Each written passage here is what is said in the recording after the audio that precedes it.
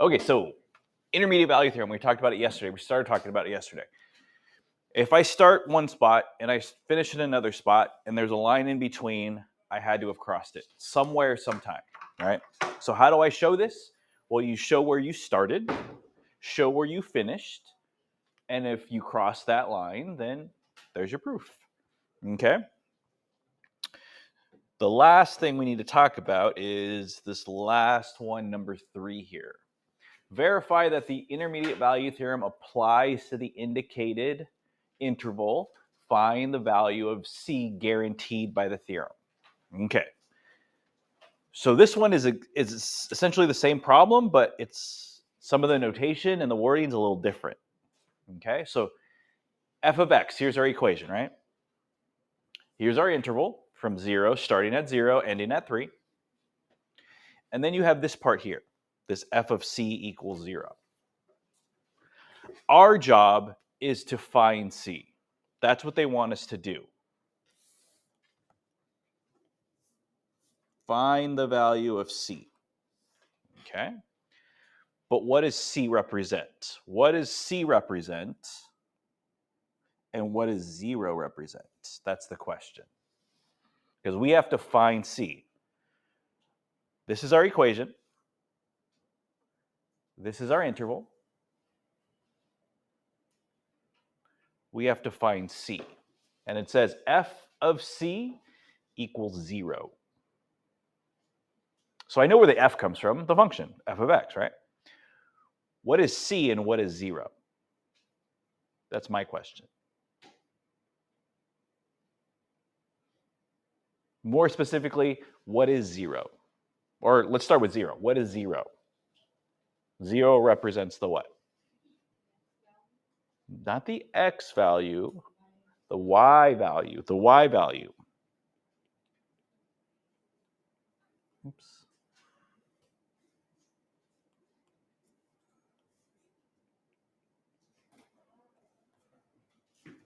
Okay. So it's saying when the y value is 0. What does that mean when the y value is 0? Think of a graph. When is the y value 0? Not the y-intercept, the x-intercept, right? So if I were to draw a graph here,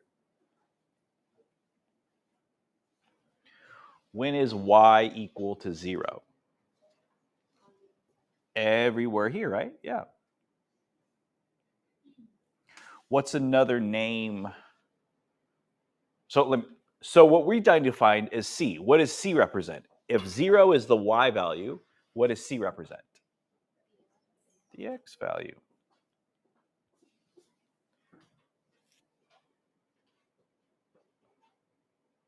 So what's my question here?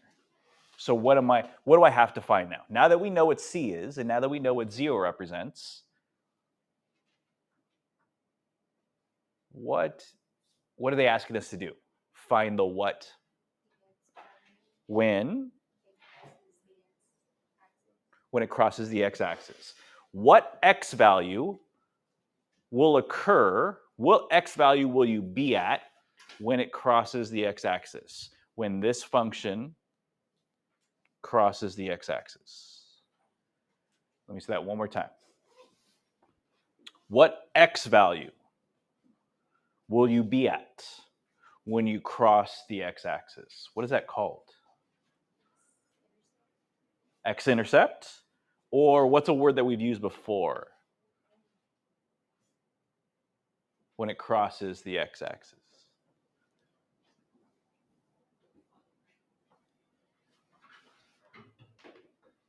When it crosses the x-axis, it's called a...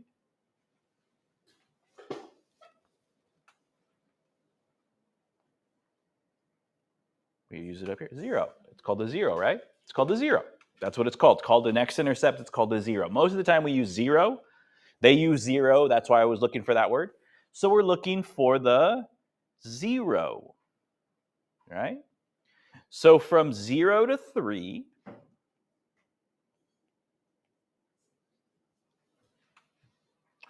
We're looking for when it crosses the x-axis. When is it going to cross the x-axis from 0 to 3? So here's our interval. Starts here, finishes here.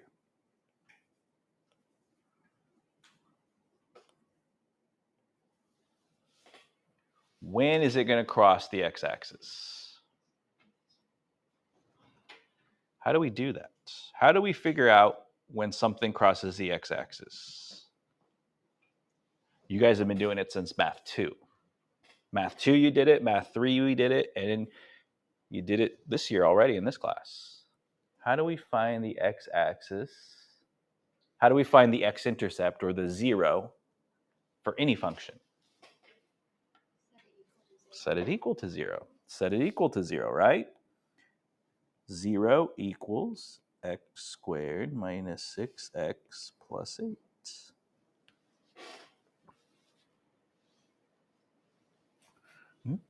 Do you think I can get one of these papers? I don't think I have one. This is your notes. Oh, okay. The notes from that we finished yesterday. The one we did in class. This is the last problem we did in class. Oh, yeah. So this is just the last problem for your notes, yeah. Okay. So how do we solve this guy? It's a trinomial, right? So we use the trinomial steps. Set it equal to 0. Done. Does it have a GCF? Nope. So we're going to use first term, first coefficient times the last coefficient equals 8, negative 6. So we got to come up with the two numbers that make up, that multiply to be 8 and add to be negative 6. Negative 2, negative 4.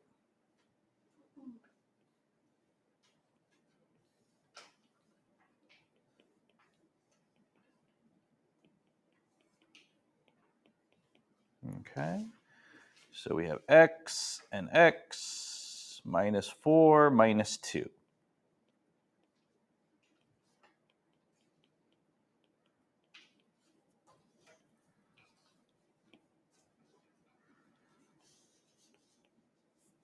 Okay. And then what's the last step to solve?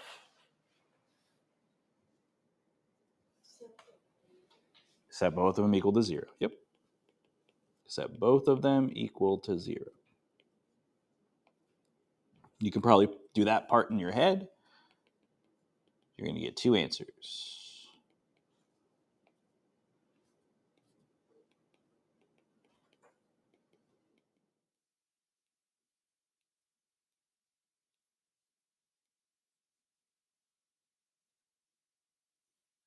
Okay.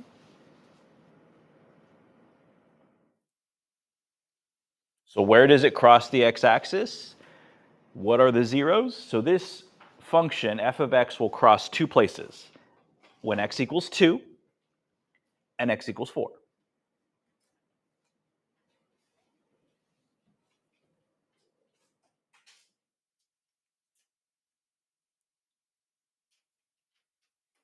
How can I pose this question, though? One of those is wrong. Which one would we not use? Yeah, 4 we don't use. Not because we did the math wrong. No, that's a correct answer. But why wouldn't we use 4? There you go. Not within the interval.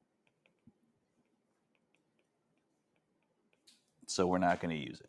It's correct, but our interval is from 0 to 3.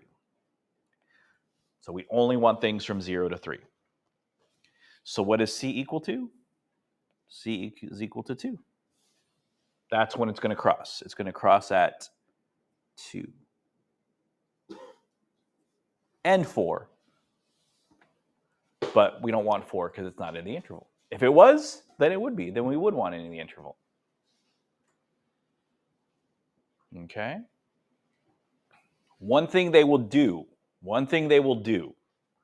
is they'll give you this whole thing, and they'll say f of c equals 11. F of c equals negative 2. F of c equals 1. How does that change the problem?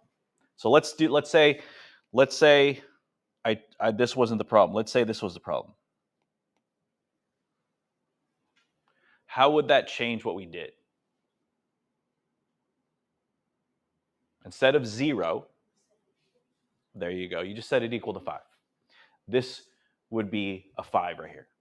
This guy right here would be a 5 instead. So the first thing you would need to do is subtract 5 from both sides, and then you would do the same thing. That's the only difference. Sometimes it's not 0. Sometimes they choose a different number. That's the only difference. The steps are exactly the same. Okay, the steps are exactly the same. Okay, sometimes you'll have more than one value. Sometimes you'll just have one value. Okay, so because of the intermediate value theorem, we know that it's got to cross at least once. And it did at 2. Okay, and that's it. That was the last part of that. That was the last question they usually ask for that, for intermediate value theorem. Okay, so the assignment I have, it's, you guys have that assignment, practice 5.